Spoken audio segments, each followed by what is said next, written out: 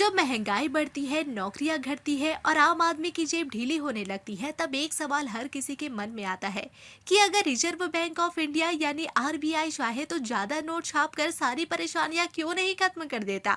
क्या आरबीआई के पास यह ताकत है कि वह जब चाहे पैसा छाप दे, या फिर इसके पीछे कानून, नियम और जोखिमों की एक लंबी कहानी छिपी है? आइए जानते हैं।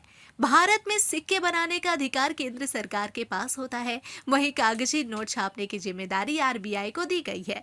लेकिन इसका मतलब यह नहीं कि आरबीआई मनमर्जी से जितने चाहे उतने नोट छाप सकता है। नोट छापने का पूरा सिस्टम कानून और तय नियमों से बंधा हुआ है। भारत में नोट छापने की व्यवस्था को मिनिमम रिजर्व सिस्टम कहा जाता है। इस सिस्टम के तहत आरबीआई को अपने पास तय मात्रा में सोना और विदेशी मुद्रा का रिजर्व रखना जरूरी होता है। नोट छापने का फैसला सिर्फ आरबीआई अकेले नहीं करता, इसमें केंद्र सरकार की भी अहम भूमिका होती है। सरकार और आरबीआई मिलकर यह तय करते हैं कि अर्थव्यवस्था को कितने पैसों की जरूरत है। बाजार में नकदी की मांग, पुराने और खराब हो चुके नोट, महंगाई का स्तर और आर्थिक हालात, इन सभी बातों को देखकर ही नए नोट छापे जाते हैं। अगर आरबीआई जरूरत से ज्यादा नोट छाप दे तो इसका सीधा असर महंगाई पर पड़ता है।